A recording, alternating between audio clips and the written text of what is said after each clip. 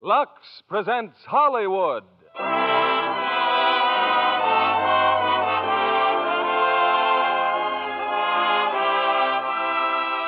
Lever Brothers Company, the makers of Lux Toilet Soap, bring you the Lux Radio Theatre, starring James Stewart, Donna Reed, and Victor Moore in It's a Wonderful Life. Ladies and gentlemen, your producer, Mr. William Keighley.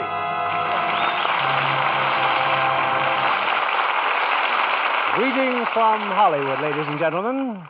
Tonight we bring you one of the season's most inspiring hits, a Liberty Films production that's been nominated for the highest screen award.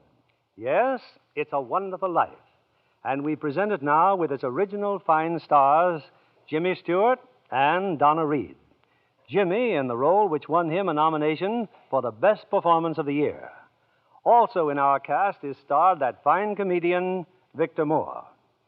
It's a Wonderful Life is the drama of a typical American. Might be you, it might be me. He dreams of glory, he lives in hope, he loves and doubts, and only Providence puts a final value on his service to humanity. Our story starts before the war, when life was normal.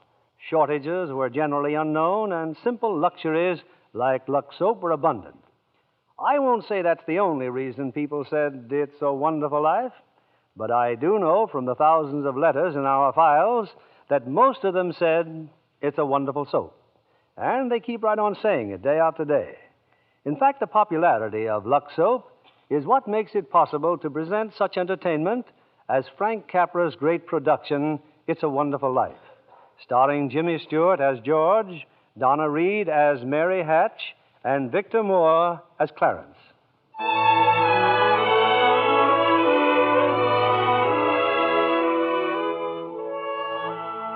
This is the story of George Bailey, citizen of Bedford Falls, New York.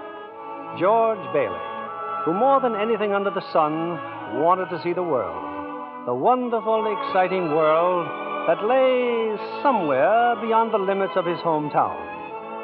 Oddly enough, this story does not begin in Bedford Falls. In fact, it doesn't begin anywhere in the world. It begins in heaven, where the superintendent of angels has just summoned an apprentice angel named Clarence. Oh, I'm really going down to Earth, sir? Oh, how splendid. Yes. There's a very discouraged man down there, Clarence, George Bailey. At exactly 10:45 p.m., Earth time, he'll be thinking seriously of ending his life. Oh, dear, his life. Now, I want you to stop him if you can. Now, sit down. I'll give you Bailey's case history. Sir, if I should accomplish my mission, may I perhaps get my wings? I've been waiting over 200 years now, and, well, people are beginning to talk. Clarence, what's that book? The Adventures of Tom Sawyer, sir. I was reading it when you sent for me. Oh, fine book. Excellent. Well, you do a good job on George Bailey, and we'll see about your wings. Oh, thank you, sir. Now, listen. When George Bailey was a boy, two events occurred that you should keep in mind. One was when his young brother, Harry, fell through the ice and almost drowned. George saved him. Brother fell through the ice. George saved him. Ever since, George has had a bad ear. All that icy water, you understand. Yeah, bad ear. Yes, sir. The other event came a few months later. George used to work after school in Mr. Gower's drugstore. One day, Mr. Gower's only son died of influenza. It was a terrible blow, and poor Mr. Gower tried to lose his grief in whiskey. Where you been, George? Mrs. Blaine's called twice. What happened to her prescription? You lost it, didn't you? No, Mr. Gower. Here it is. Well, you good for nothing. Don't you know that Blaine girl's very sick? Mr. Gower, my ear. You're hurting my sore ear. Teach you to loaf, you lazy brat. Mr. Gower, you don't know what you're doing. You put something wrong in those capsules. Shut up. Oh, I know you feel bad, but look, Mr. Gower, look. This bottle, you used this bottle to make up the capsules. It's poison. Poison? Don't hurt my sore ear again, Mr. Gower. Oh, George. That's why it's the liver, Mr. Gower. All I wanted was to make sure. George.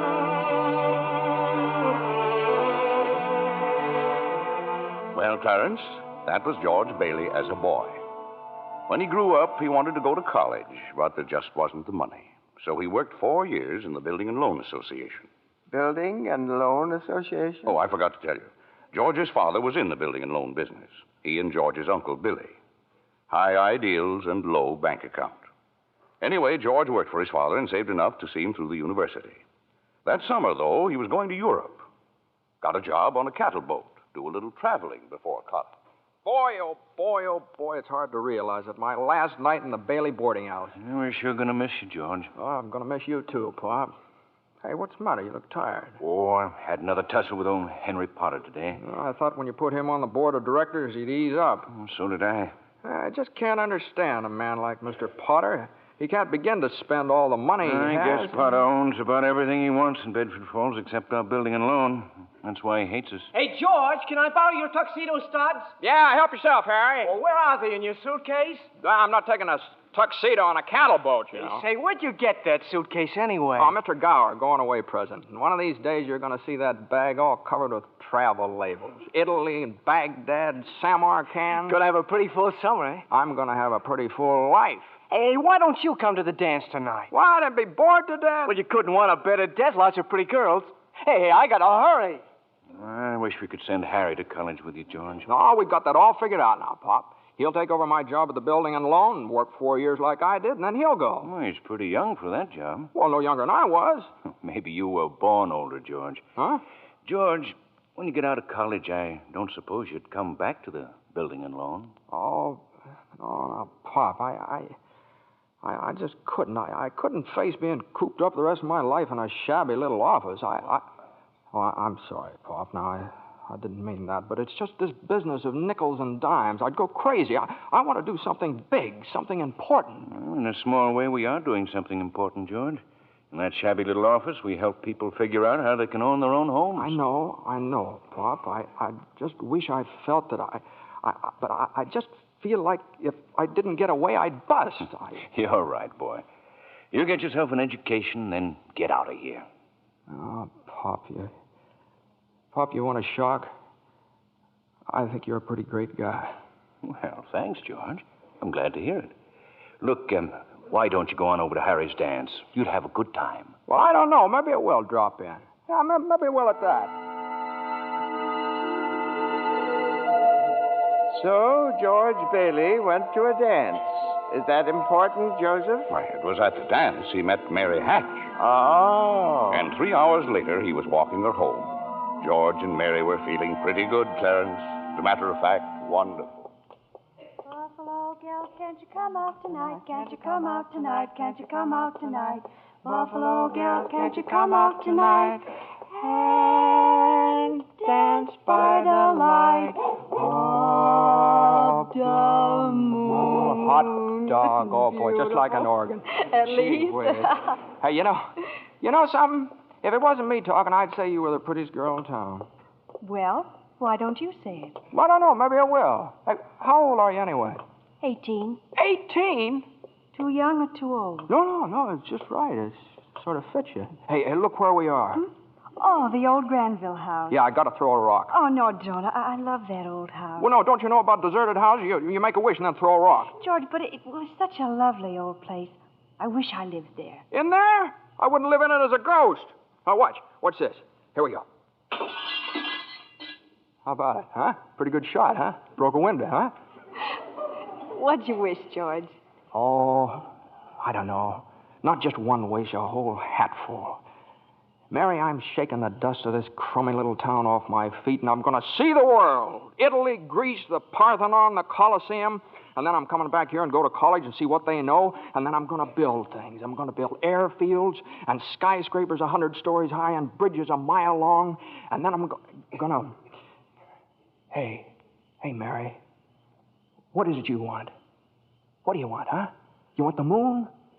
All you got to do is just say the word now. Okay, the moon, I'll take it. Then what? Then what? Well, then you could swallow it. And it'd dissolve like an aspirin, you know. And the moonbeams would shoot out of your fingers and the ends of your hair. And you think I'm talking too much? Yes, why don't you kiss her instead of talking her to death? How's that? Youth is wasted on the wrong people. Well, hey, just a minute, mister. Hey, you come back here. I'll show you some kissing if you want to. George, Hey, Uncle Billy, look here. I'm going to kiss Mary. Watch. George, get in the car quick. Your father's had a stroke. What? George, My father's had... get in, hurry.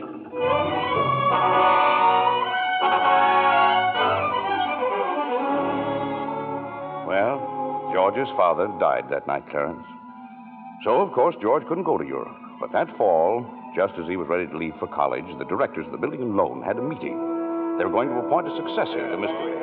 What was that you said, Mr. Potter? I said as long as Peter Bailey's dead, let's dissolve the building and loan. We don't need it. Now, wait a minute. Oh, you wait a minute. Peter Bailey was not a businessman. Ideals without common sense can ruin a town. What do we get? A discontented, lazy rabble instead of a thrifty working class. Hold on, Mr. Potter. Oh, Hold on. I meant no disrespect, George, but... Oh, wait a minute here. Why my father ever started this cheap penny ante building and loan, I'll never know. But just remember this, Mr. Potter, this rabble you're talking about, they do most of the working and the paying and living and dying in this community. Well, is it too much to have them work and pay and live and die in a couple of decent rooms and a bath? Anyway, my father didn't think so. People were human beings to him. But to you, a warped, frustrated old man, they're cattle. Well, in my book, Mr. Potter, he died a much richer man than you'll ever be. I'm not interested in your book, George. I'm talking about the building and loan. You're talking about something you can't get your fingers on that's galling. That's what you're talking about. Well, this town needs this measly one-horse institution, if only to have some place where people can borrow a few dollars without crawling to you. Now, come on, Uncle Billy. What happened, George? Yeah, all we heard was a lot of yelling. Boy, oh boy, you should have heard George. Yeah, they're in there voting us out of business. Oh, who cares? I can get another job. I'm only 41. 45. Well, you get out of here, George. You missed your boat trip. Do you want to miss college, too? George, we've just voted Potter down. We're still in business. Whoopee! We're still in business. We're still in business. But there's one condition, George. They've appointed you to take your father's place. Appoint me, but I'm going to college. Look, this is my last chance. Uncle Billy's your man. George, you've got to take it. They'll vote with Potter otherwise. They said so. They even...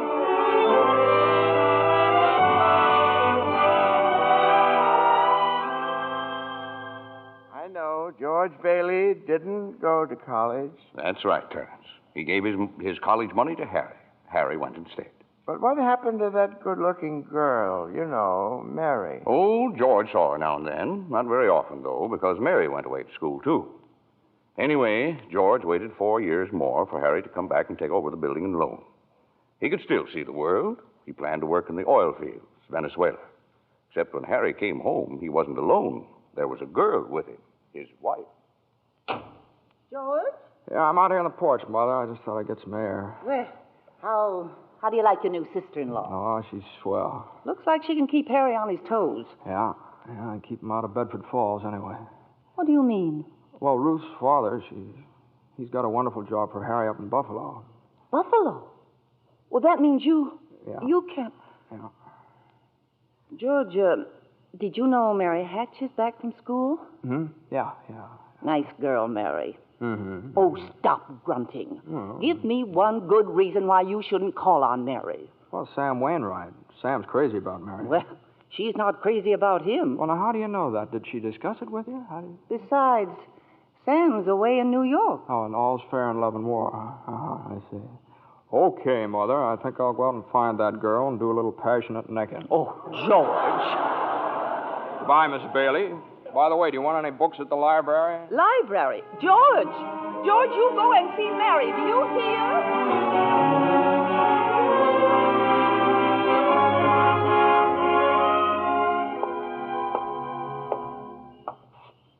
George, is that you out there? Oh, hello, Mary. Well, are you coming in? I just happened to be passing by here. Oh, I thought you were picketing. Have you made up your mind? How's that? Have you made up your mind? About what? About coming in. Your mother just phoned. She said you were coming over. My mother just phoned. What does she mean, Carla? I just happened to be passing by, that's all. I didn't... Well? Well, all right, I'll come in for a minute, but I didn't tell anybody I was coming here. You fella can't go out for a walk nowadays without you... When'd you get back? Tuesday. Where'd you get that dress? Do you like it? It's all right. Well, no point standing here on the porch. Come on in. I still can't understand it. I didn't tell anybody I was coming here, you know. Would you rather leave? Well, no, I don't want to be rude. Sit down for a while. It's nice about your brother and Ruth, isn't it? Yeah. That's all right. Don't you like her? Well, of course I like her. She's a peach. Oh, just marriage in general you're not enthusiastic about, hmm? No. Marriage is all right for a lot of people. It's all right for Harry, and Sam Wainwright, and you. For Sam? Harry? It's George Bailey, Mother. What's he want? I don't know. What do you want? Me? Not a thing. Not a thing, and I just came in to get warm. He's making violent love to me, Mother. You just tell him to go right back home. Sam said he'd call you tonight from New York, didn't he? I guess so. How about some music? Your mother needs... I didn't come here to... What did you come here for, then? I don't know. You're supposed to be the one with all the answers. You tell me. Oh, why don't you go home? I don't know why I came here in the first place. Good night. Good night. Okay, the way you're shouting, you'd think that... You'd think what? All right, I'll get it. George, on your way out, would you mind turning off the phonograph? I'd be very happy to. Doggone crazy song. Hello? Sam? Mary, gee, it's good to hear your voice. How are you, Sam? I forgot my hat. Hee-haw. What? Oh, I was just talking to an old friend of yours, George Bailey. Oh, Mossback George? Old Mossback George. Well, put him on. I'll talk to him, too. Wait a second. George. He doesn't want to speak to George. He does so. He asked for him. Why'd you call me? Because if you're... I'm in a hurry. Sam wants to talk to you. Oh. Hiya, Sam. Hey, fine pal you are, trying to steal my girl. What do you mean? Nobody's trying to steal anybody's girl. Here, Mary, take the... No, wait, George. I want to speak to you both. Tell Mary to get in the extension upstairs. He says for you to get on the extension upstairs. I can't. Mother's on the extension. I am not. We can both hear, George. Just put your head a little closer. What? There, that's better. We're listening, Sam. Well, I have a big deal coming up that's going to make us all rich. George, you remember that time you told me about making plastics out of soybeans? Soybeans? Yeah. Soybeans, yeah. Well, my father's checked into it, George, see? And now he's going to put up a factory. How do you like that? A factory, huh? And here's the point, George. I may have a job for you unless you're still married to that broken-down building and loan. Oh, Mary? I'm here. You tell that guy I'm giving him a chance of a lifetime. Do you hear? He says it's the chance of a lifetime. And give me that phone. Here's George again, Sam. George. Now, you listen to me, Mary. I don't want any plastics, and I don't want any job, and I don't want to get married ever to anyone. Do you understand that? I want to do what I want to do, and you're not going to trick me. And you're... Mary. George. Mary. Oh, Mary, darling, I love you, Mary.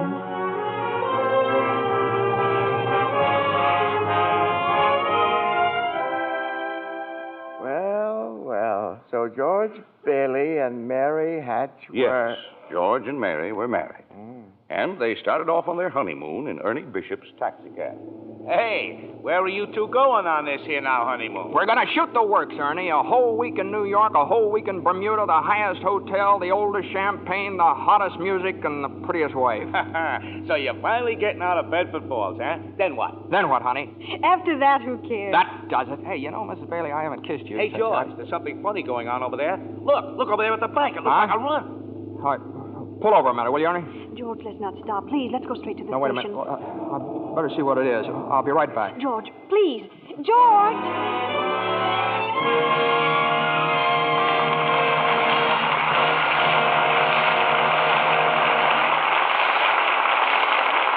In a few moments, we'll return with the second act of It's a Wonderful Life, starring James Stewart, Donna Reed, and Victor Moore. Meanwhile, here's our Hollywood reporter, Libby Collins, looking very smart, too, may I say. Well, thank you, Mr. Keeley. After seeing Paulette Goddard's wardrobe for Paramount's new comedy, Suddenly It's Spring, I just had to rush out and buy something new. Looking at all those lovely clothes was just too much for my self-control. Well, you look stunning, Libby. Oh, thank you again, Mr. Keeley. Now, tell me about the picture. I understand that Paulette's portrayal of an ex-whack is truly delightful. Oh, yes, it is. And Fred McMurray gives a perfect characterization of her wayward husband. Between the two of them, Suddenly It's Spring is a high-spirited comedy with emphasis on the romantic side. Well, naturally. But really, Mr. Keeley, that wardrobe of Miss Goddard certainly will make clothes-conscious girls sit up and take notice. I'll bet you think so, too, Mr. Kennedy. Well, Libby, men seldom know much about styles. Well, what I notice about a dress is the general effect when a woman wears it. Some girls always seem to have that right-on-the-beam look. You know what I mean. Well, I think what you have in mind, Mr. Kennedy, is good grooming. Screen stars certainly put great emphasis on it. A perfect hairdo, fresh, beautifully cared-for skin. Those are essentials. That must be the reason Lux Toilet Soap continues to be a studio standby, no matter how often other styles change. Well, that's what Miss Goddard told me. She says her beauty facials are so quick and easy and work so well. She's never without a supply of Lux Toilet Soap. I can depend on it for daily complexion care, she said. I wish you'd tell the ladies in our audience how easy these Lux Soap facials are, Libby. Well, here's what Paulette Goddard does. She says, I cover my face with the fragrant Lux Soap lather and work it well in. I rinse with warm water, then cold, and use a soft towel to pat my skin dry. Gives skin quick new beauty, she says. Daily Lux Soap facials do make skin lovelier. Recent tests by skin specialists proved it. In 3 out of 4 cases, complexions became softer and smoother in just a short time. A lovely Lux complexion makes a woman so attractive. I wish every girl who hasn't tried Lux Toilet Soap would begin using it tomorrow. That's sound advice, Libby. When 9 out of 10 screen stars recommend a beauty soap, you know it has to be good. So why not try Lux Toilet Soap, Hollywood's own complexion soap? We pause now for station identification. This is CBS, the Columbia Broadcasting System.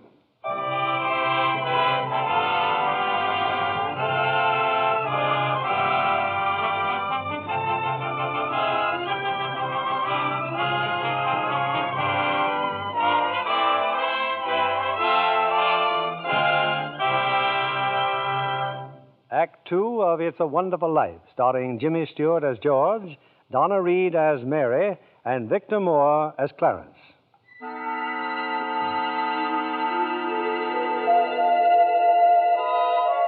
Well, we're back in heaven again, where the superintendent of angels is reviewing the case history of a mortal named George Bailey. Clarence, the apprentice angel, is very eager to depart on his mission to the earth. Poor George Bailey. Oh, he's certainly in desperate trouble, Joseph. I'll go to him at once. Now, you sit down, Clarence. Sit down. We're nowhere near the point where George Bailey's thinking of taking his life. We're not? Now, where were we? Oh, yes. George and Mary had just started out on their honeymoon when they ran smack into the financial panic of 1932. In the waiting room of the building and loan, 100 frantic people were clamoring for their safety. Hey, what's going on, Uncle Billy? What's happened to all those people out there? This is a pickle, George. All I know is the bank called our loan an hour ago. I had to hand over all our cash. Holy mackerel. Whole town's gone crazy. Bank's in the same spot we are. Our charter, too. What about our charter? Our charter says we have to stay open until 6 p.m. The state can take away our license if we don't. How can we stay open till 6 without any money? George, where are you going? Out to talk to those people. Come on. Now, please, folks. Now, just a minute. Just a minute. Now, please. How about our money, George? Where's our money? Well, come on, now, please. Well, wait a minute. Now, listen to me. Now, you're thinking of this place all wrong. Your money's not here. Oh, wait a minute. Now, let me tell you, your money's in people's houses. In the Kennedy house, and the McLaren house, and in your house, and 100 others. Now, what are you going to do, foreclose on them? I got $240 in shares. Now, let me have it. All right, Charlie. Now, you'll get your money in 60 days. 60 days? Well, now, look, that's what you agreed on when you bought your shares. I got my money! Yes! Old man Potter's taking over the bank. He'll pay you 50 cents on every dollar. Then let's take our shares to Potter. Half is better than nothing. Now, wait a minute, please, folks. I beg of you not to do this. If Potter gets hold of your shares, he'll be owning this building and loan. He's got the bank, he's got the bus line, he's got the department stores, and now he's after us because he wants to keep you living in his shacks and paying the kind of rent he decides to charge. Now, we can get through this thing all right, but we've got to stick together. We've got to have faith in each other. My husband's out of work. We need money. I've got doctor bills to pay. I can't feed my kids on faith. How much do you need? We still got some money. Hey, Mary. Here it is, George. You told me to hold on to it. Would have made a nice honeymoon. Bought furniture, too. Hey, now, wait a minute, folks. Listen. I've got $2,000. All right, Charlie, how much do you need? $240. No, Charlie, now listen, just enough to tide you over. I said $240. Okay. Uncle Billy, give Charlie $240. All right, Ed. Now, how much just to get by on? $20, I suppose. Now you're talking. Now, Mrs. Thompson, how about you? $20 will do me. Good. $20. Uncle Billy, pay it back when you can now. Pay it back when you can. All right. Who's next?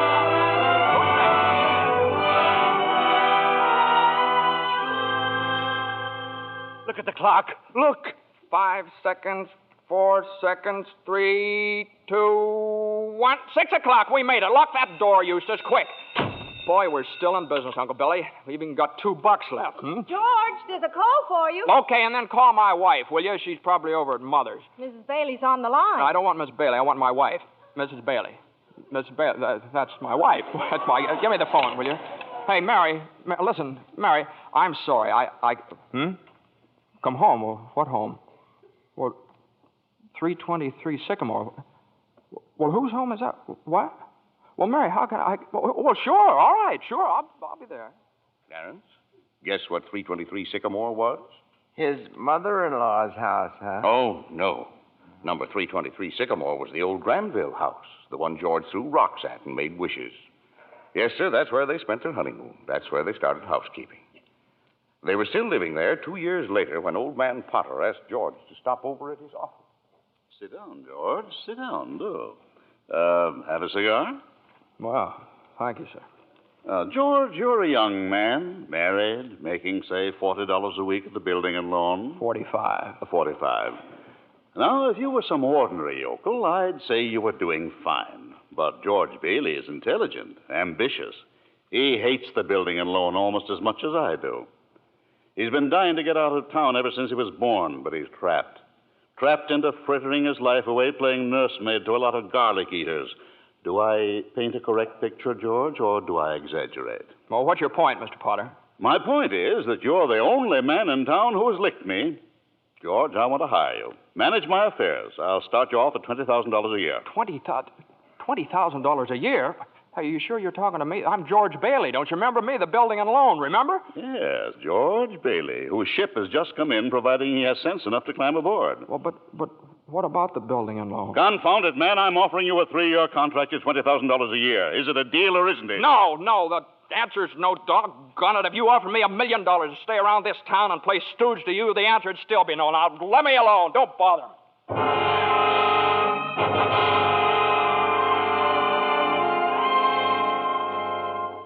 George, what did Mr. Potter want? Oh, it's nothing. He just talk. It's nothing. Oh, gee. Mary Hatch. Mary, why in the world did you ever marry a guy like me, anyway? To keep from being an old maid. I was going to see the world. I was going to build things. I was going to give you the moon. What have I given you? Not even a new dress, not for months. Gee whiz, I feel awful. So do I. Mornings especially. I could have married Sam Wainwright, anybody else in town. I didn't want to marry anybody else. I want my baby to look like you. No, you didn't even have a honeymoon, and I promised you that you what? My baby. Hey, Mary, you mean you're on the nest?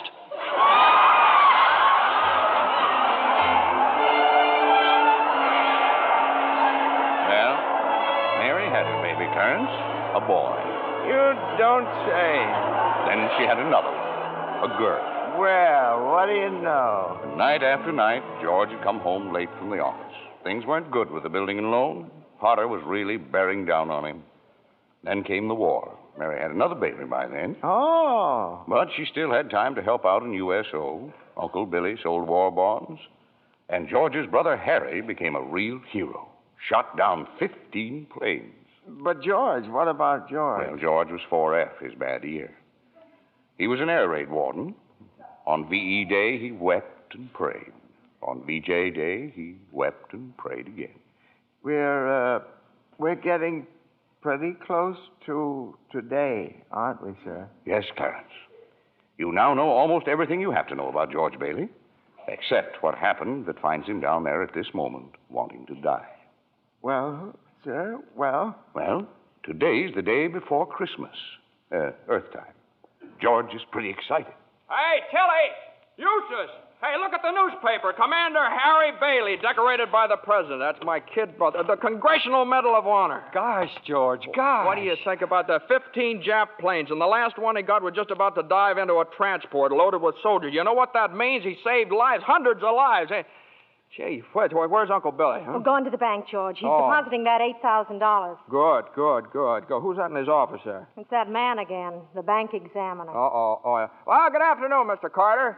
Hey, Tilly, get the books from Mr. Carter. Well, you know, that's my brother's picture there, Mr. Carter. He shot down 15 planes, and one of them was just about... Well, Mr. Henry F. Potter come to the bank to deposit some more loot, eh? Sure, you old fool. How do you like the news in the paper, Mr. Potter? Just can't keep those Bailey boys down now, can you? Let me see that newspaper. Here, sorry I can't chat, you old thief. Gotta make a deposit. Here you are, Horace. Deposit slip, bank book, and a very Merry Christmas to you. You too, Mr. Bailey. Say, you've forgotten something, haven't you? Horace, I've forgotten things all my life. Get a wiggle on, boy. But, Mr. Bailey, where's the money? What's that? You want to make a deposit? Well, certainly I want. Well, it's customary to bring the money with you. It's gone. Where'd I put it? Where'd I put that money?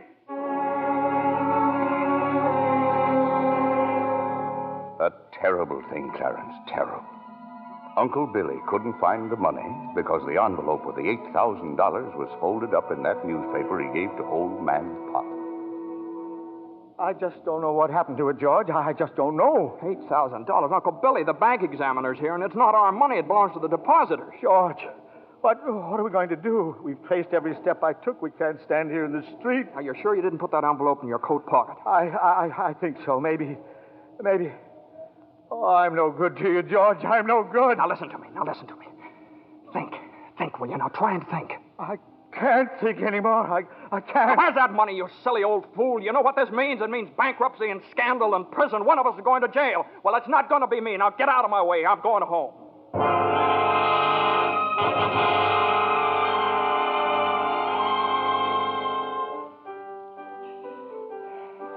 George, dear, what's wrong? You haven't said a word since you came home. Oh, well, that banging on that piano. Does she have to just keep playing that same piece over and over and over and over again? I have to practice for the Christmas party, Daddy. What is it, dear? Another hectic day?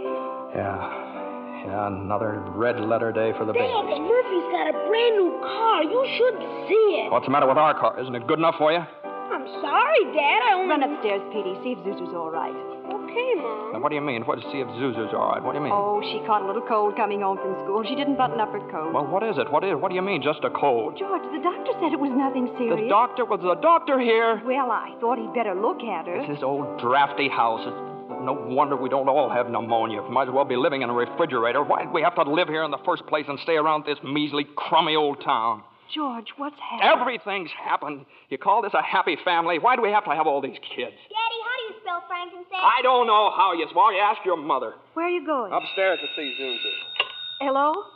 Oh, thank you, Mrs. Welch. I'm sure she'll be all right. Who's that? Zuzu's school teacher. What?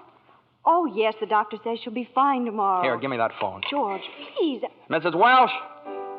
Well, this is Mr. Bailey. Say, what kind of a teacher are you anyway? What do you mean sending Zuzu home like that half naked? Do you realize you'll probably end up with pneumonia just because of your stupidity? You know, maybe my kids aren't the best dressed kids in town, but at least... Hello! Janie, will you stop playing that lousy piano? Cut it out! Stop it! George, for heaven's sake, what's wrong with you? I'm sorry. Janie, I'm sorry. Mary, I've just got to get out of here.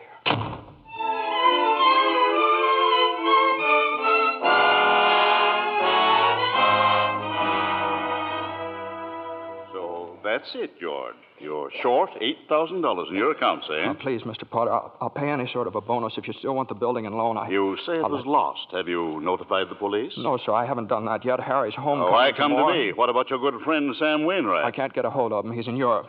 What kind of security would I have, George? What collateral? Yes, sir, I have some life insurance here. $15,000 policy. What's your equity in it? $500. And you want $8,000? You once called me a warped, frustrated old man. Well, what are you but a warped, frustrated young man crawling on your hands and knees for help? Why don't you go to the riffraff you love so well? Ask them for help. I'll do anything, Mr. Potter, please. Please help me, Miss. My wife and kids. I'm calling the district attorney. $500. You know something, George? You're worth more dead than you are alive. Now get out of here. Get out.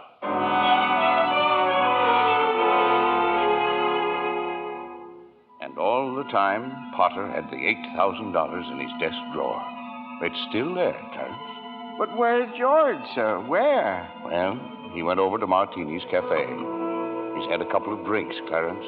He's just standing there, sort of in a daze. Oh, God. God, dear Father in heaven, I'm not a praying man, but if you're up there and you can hear me, please show me the way. I'm at the end of my rope. Show me the way, God. Mr. Bailey, you all right? Don't drink anymore, Mr. Bailey. Please, you don't feel good. Bailey. Did you say Bailey? Which Bailey? This gentleman is Mr. Bailey, George Bailey. George Bailey, huh? And the next time you talk to my wife like that, she'll get worse. It isn't enough she slaves teaching your stupid kids how to read and write. You got to ball You them get out. out of here, Mr. Welch. You hit my best friend. Get out. All right. Mr. Bailey, you okay? Who's that? Mr. Welch, but don't worry. He don't come in this place no more. I'll get something for your face. It's bleeding. I'm all right. Please don't go away, Let me Mr. alone. Bailey. Please don't Let me go alone. away.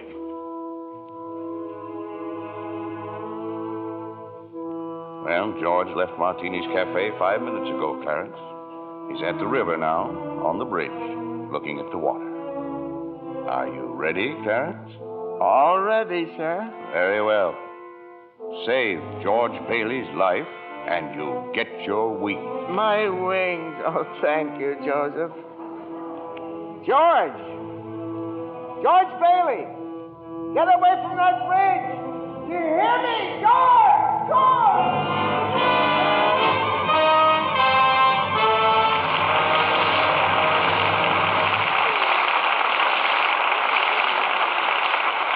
In just a moment, we'll bring you Act 3 of It's a Wonderful Life, starring Jimmy Stewart, Donna Reed, and Victor Moore. The popular theory about beautiful blondes is that they're content to be merely decorative. Our lovely guest tonight, Miss Susan Blanchard, completely disproves that idea.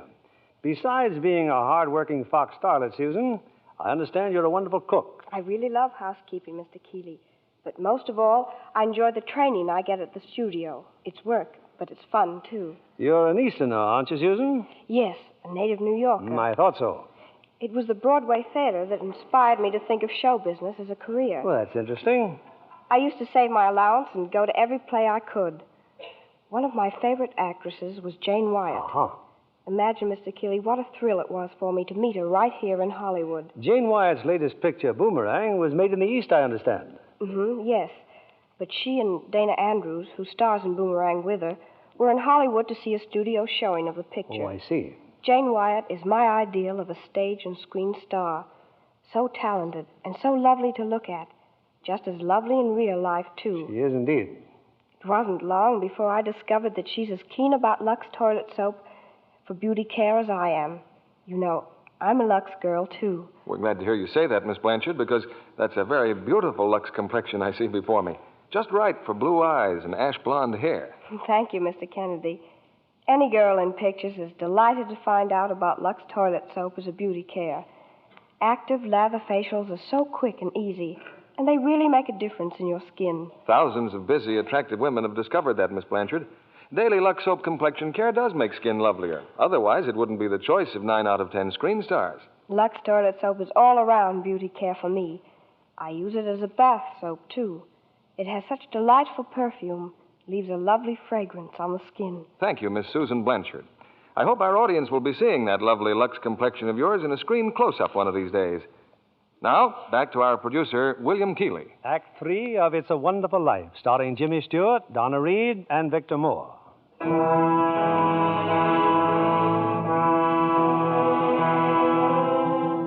Numb with despair, convinced, as Mr. Potter said, that he's worth more dead than alive, George Bailey stands on a bridge, staring at the dark and frigid waters below. Suddenly, there's a splash.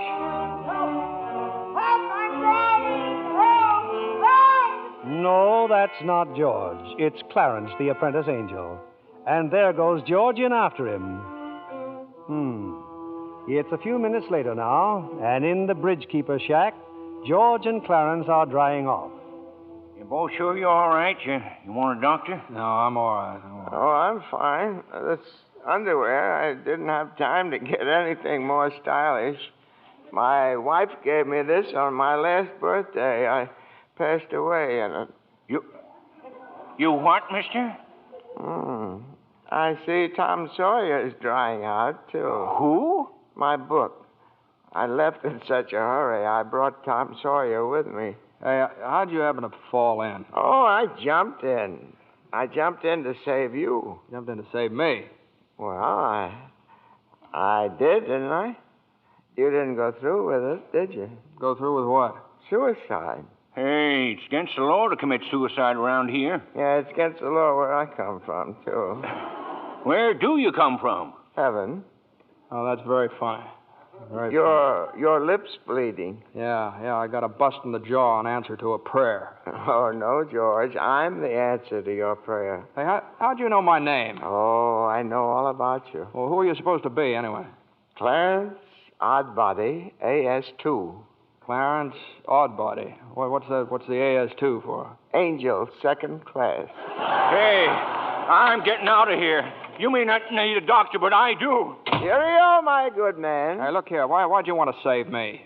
Because I'm your guardian angel, George. Oh, I see. Uh-huh. Well, you look like about the kind of an angel I'd get. What happened to your wings? Well, I haven't won my wings yet. That's why I'm an angel, second class. Oh, I see. But you can help me earn them, George, by letting me help you. Oh, don't happen to have $8,000 on you, do you? No. We don't use money in heaven. Oh, that's right. Yeah, I keep forgetting. I see. Comes in pretty handy down here, bub. Oh, tut. Of course, I found it out a little late. You know, I'm worth more dead than alive. You mustn't talk like that. Joseph will never give me my wings if you keep feeling that way. You just don't realize what you've done for your folks. Why, if it hadn't been for you... Yes, if it hadn't been for me, everybody would be better off, my wife and my kids and my friends. Oh, this is not going to be easy. And I'll be better off if I hadn't been born. What did you say? I said I wish I'd never been born. George, that's wonderful. Wonderful? What? The idea you just gave me. Well, you got your wish. You've never been born. I've never been born? Exactly. No worries, no $8,000 to get, nothing. You simply don't exist. All right, okay, all right. George, I can do things, strange things. I can show you the world, George, the way it would be if you hadn't been born. Hey, wait a minute. This ear of mine. Hey, say something else in that bad ear. You don't have a bad ear anymore. Oh, I don't think you're concentrating. Oh. Don't you see? You're not the George Bailey you think you are. You're nobody. Oh, that's the doggonest thing I ever saw, that ear. Your lips stopped bleeding, too. Yeah. Hey, what's happening around here? What is this, anyway? I need a drink. That's what I need. What about you, Angel? You want a drink? Well, I don't quite know. Come on. We'll go as soon as our clothes are dry. Clothes are dry, George. Hey, so they are. That's funny. Well, look, let's get dressed and we'll stroll over to Martini's and then... excuse me. I'll stroll. You fly. Oh, no, I don't have my You don't wings. have your wings yet. No. That's right. I forgot that. I can. A couple of drinks and we'll both fly, huh?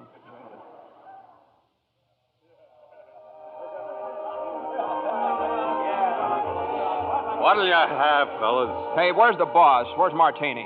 Look, wise guy, I'm the boss, see? Okay, well, double scotch, quick, will you? What's yours?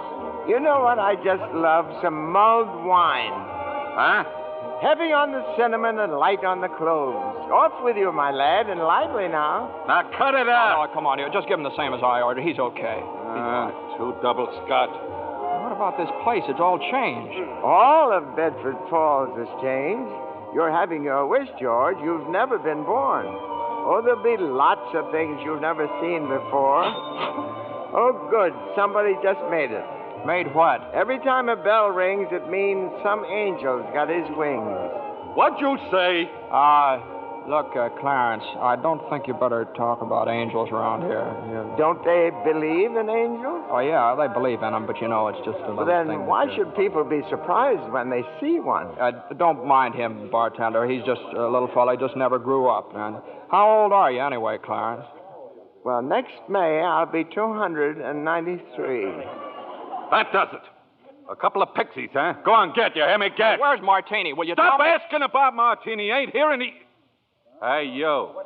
Rummy, didn't I tell you never to come panhandling around here? George, look. Hey, it's Mr. Gower. Mr. Gower. Listen, Mr. Gower, don't you know me? This is George Bailey. You buy me a drink, mister? Just one drink, will you, mister? Pinky! Yeah, Nick. Throw the rummy out. Oh, no, please. Hey, bartender, that's Mr. Gower, the druggist. That rumhead spent 20 years in jail for poisoning some kid. If you knew him, you must be a jailbird yourself. Pinky, Here's two more. Get him out of here. Get up, George. Good thing he threw us in a snowbank, huh? Where's Mr. Gower? Mr. Gower doesn't know you, George. You see, you weren't there to stop him from putting poison into that prescription. What do you mean I wasn't there? Look, tell me, what are you? Are you a hypnotist? George. Look, well, why am I seeing all these strange things here? Don't you understand? It's because you were not born. Well, if I wasn't born, then who am I? Nobody. You have no identity. Well, what do you mean I have no identity? No papers, no driver's license, no 4F card, no insurance policy. Zuzu's bell. What? Zuzu's bell. I bought my little girl a bell to hang on the Christmas tree, and I forgot to give it to her. I've got it in my... It's gone. It's gone, too. Everything's gone. But you've been given a great gift, George. A chance to see what the world would be like if you'd never been born. You're crazy. You're crazy as a bedbug, and you're driving me crazy, too. Now, look, I'm going home to my wife and family. Do you understand that? And I'm going home alone. Better not leave him alone, Clarence. Keep following him. Joseph, I'll stay near him, sir. Poor George. He's seeing Main Street now the way it'd be if he hadn't lived. The thing that's really shocked him, sir, is the building and loan office. Know what's there now? Pawn shop. What's he doing? Can you see? He's talking to Ernie Bishop, the taxi driver. He wants to go home. You better tag along, Clarence. Oh, I will, sir. I will. Come on, step on it, will you, Ernie? Get me home. I'm off my nut. Where do you live, buddy? Oh, now, doggone it, Ernie. Don't you start pulling that stuff on me. 323 Sycamore. 323 Sycamore? Yeah, hurry. I'll put his Zuzu's sick. Okay, buddy. Hey, look, Ernie, I don't know what's happened. I'm going crazy or something. I got some bad liquor. Now, look, tell me this now. You're Ernie Bishop, right? And you live with your wife and kid, Donna? You seen my wife? What do you mean? I've seen your wife. I've been in your house 100 times. What do you... We built it for you, didn't we? Bud, my wife took the kid and ran away 5 years ago, and I ain't never seen you before in my life, see? Okay, Ernie, okay. Just step on it. Get me home.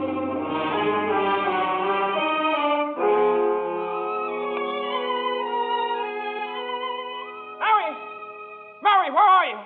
Janie, Petey, Zuzu. Zuzu, where are you? This is just an old abandoned house, George.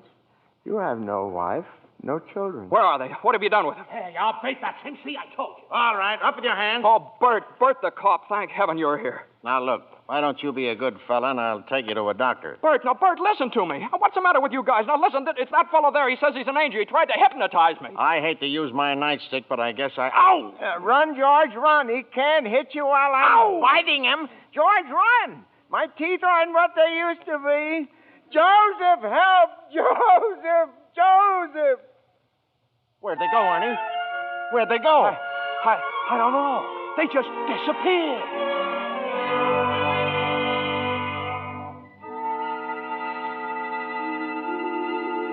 Clarence! Oh, Joseph, I hope you don't mind my calling on you like I did. It was very irregular, Clarence. You're by yourself again. Where's George? He's at his mother's house, sir. Well, if George hasn't been born, he has no mother. Oh, he's being very stubborn, sir. He'll just have to find these things out for himself. But his mother, that's a terribly bitter blow to a man, his own mother not knowing him. You mean I shouldn't have let him... I mean you better find him right away. Oh, and stop fighting policemen, Clarence.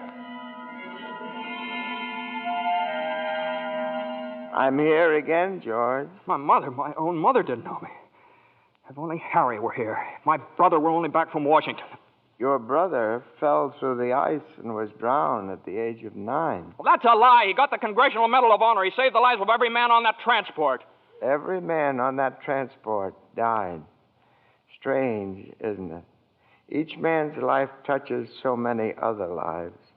Harry wasn't there to save them because you weren't there to save Harry. Don't you see, George? You really had a wonderful life. Don't you see what a mistake it would be to throw it away? Clarence? Yes? Where's Mary? Please, where's my wife? I'm not supposed to tell. Tell me where she is. You're not going to like it, George. Where is she? I'll choke it out of you if I have to. Where's my wife? The library. She works there. She's just about to lock up for the night. So George, come back. Oh, there must be some easier way for me to get my wings. Mary. Mary. I'm sorry, the library's closed. Mary, it's George. Don't you know me? No, I don't know you. Let me go. Mary, please, don't do this to me. Mary, please, help me. Help me. Where are our kids? Mary, I need you, Mary. Get please. away from me. Help! Help me. Help me, Mary. I'm George. Mary.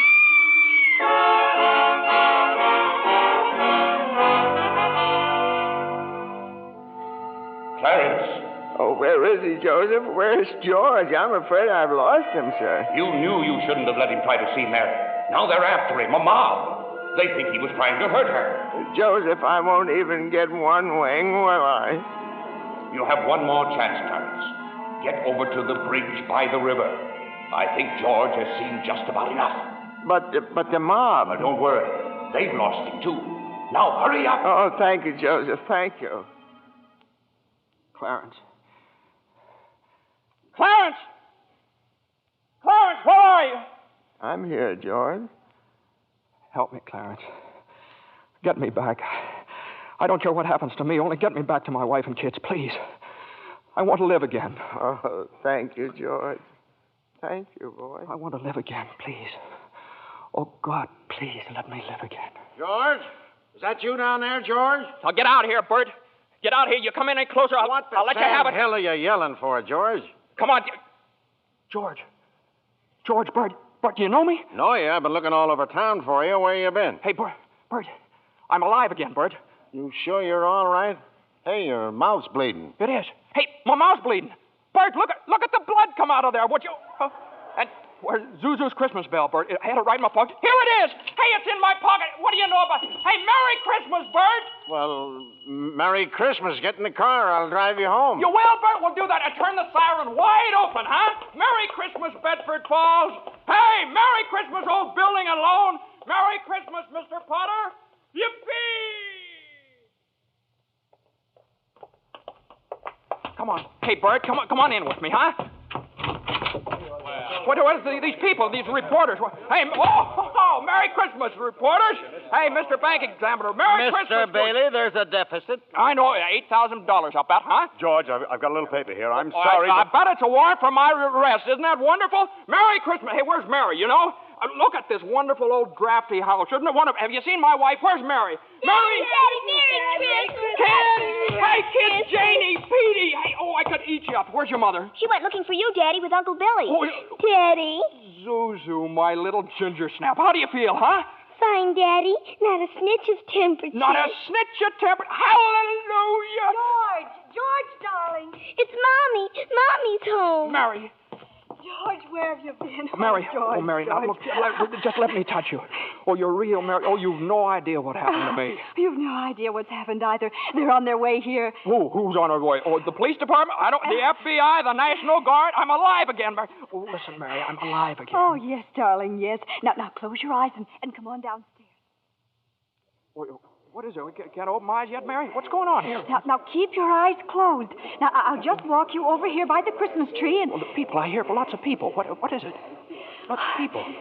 Just 1 minute now. We're all ready, Uncle Billy. Come in, everybody. George, look! Just look! Uncle Billy! Money, George. A laundry basket filled with money. Money for you. Mary did it, George. Mary! I don't understand. What money? What... People heard you in trouble, darling. These people, your friends, they've collected this money for you. The $8,000. Charlie. Hey, there's Martini. Mr. Gower. Hey, how are you, Mr. Gower? Mrs. Thompson, Ed, Tom, everybody. None of us would have a roof over our heads if it wasn't for you, George. Oh, gosh, this is wonderful. Hey, Mary, look who's coming in. Mother. Hi, Mother. Hey, and Harry. Got Mary's telegram, George. I flew in as fast as I could. Hey, everybody, a toast. How about a toast? Oh, good idea, Ernie. A toast to my big brother, George, the richest man in town. Daddy, my Christmas bell. You didn't forget. Forget? Here, honey. Here's your bell. Daddy. Darling, what's this on the table here? This book? The Adventures of Tom Sawyer. Lord, there's something written in it. Dear George, remember no man is a failure who has friends. Thanks for the wings. love, Clarence. Clarence? Yeah, he's a very dear friend of mine. Daddy, Mrs. Welch says every time a bell rings, an angel gets his wings. That's right, Zuzu. That's right. That's right. Attaboy, Clarence. Attaboy, Clarence. Happy landing.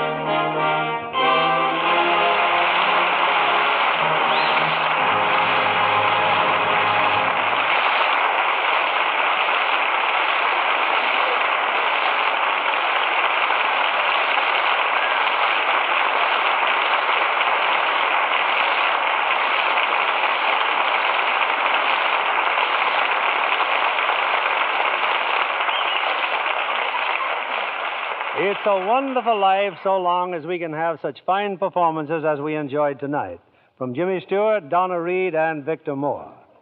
Jimmy, I'd like to thank whatever guardian angel whisked you back from Texas for our show this evening. Well, that guardian angel was an airline's wing, Bill.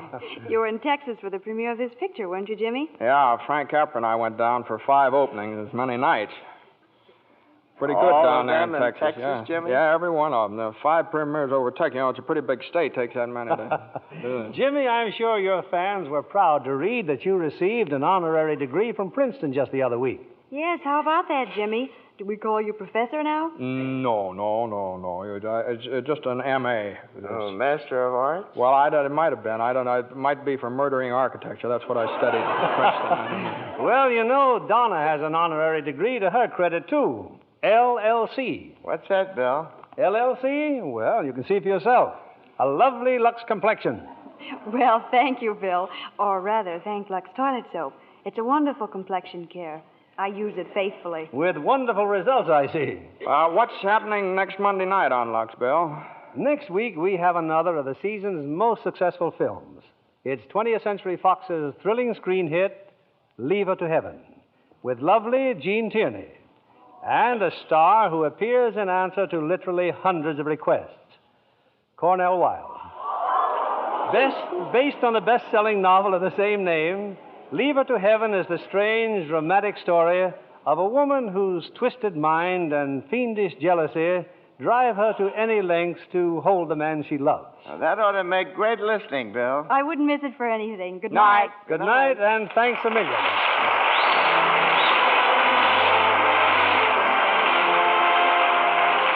Lever Brothers Company, the makers of Lux Toilet Soap, join me in inviting you to be with us again next Monday evening when the Lux Radio Theatre presents Jean Tierney and Cornell Wilde in Leave Her to Heaven.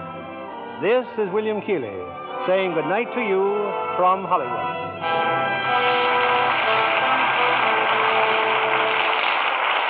Here's a sure way to save on your meat and grocery bills. Turn in used kitchen fats to your butcher and receive a generous price for every pound. The worldwide supply of fats is still desperately short, and every drop you save helps in the making of soap, refrigerators, and other needed items. So save and turn in your used kitchen fats. Donna Reed appeared through the courtesy of Metro-Goldwyn-Mayer, producers of The Beginning or the End, starring Brian Donlevy and Robert Walker. James Stewart will soon be seen in the Robert Riskin production for RKO, Magic Town. Victor Moore will soon be seen in Roy Del Ruth's production, It Happened on Fifth Avenue. Our music was directed by Louis Silvers. This program is broadcast to our men and women overseas through cooperation with the Armed Forces Radio Service. And this is your announcer, John Milton Kennedy, reminding you to tune in again next Monday night to hear Leave Her to Heaven with Jean Tierney and Cornell Wilde. Spry. When you bake and fry, Spry. or your cake and pie, Spry. it's your shortening by. Rely on Spry. Want fried foods crisp, golden, better tasting? Try Spry, the pure vegetable shortening that gives you delicious, better tasting fried foods. So digestible, too, the Spry way. Rely on Spry. S-P-R-Y. Rely on Spry. S-P-R-Y. Be sure to listen in again next Monday night to hear the Lux Radio Theatre presentation of Leave Her to Heaven. This is CBS, the Columbia Broadcasting System.